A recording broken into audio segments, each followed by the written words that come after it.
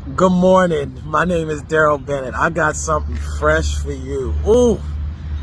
So, I got something good for you today.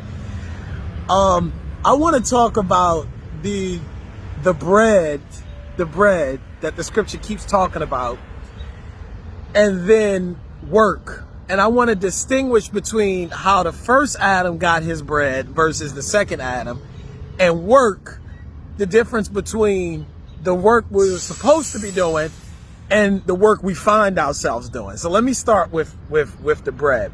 So it's interesting that on the third day, scripture tells us that God created the tree that only man would eat from. You got to read that. I don't have time to get into that.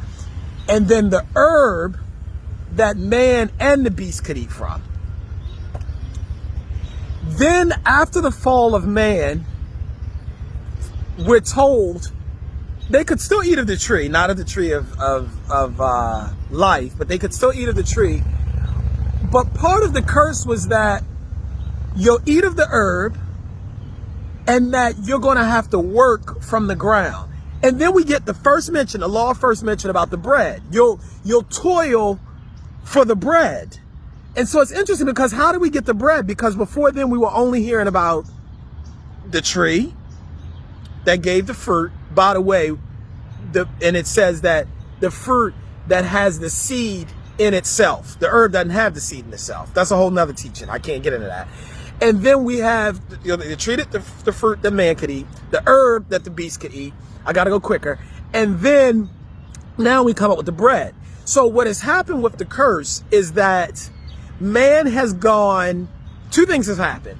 Even though man could eat of the herb before, our primary diet was the fruit.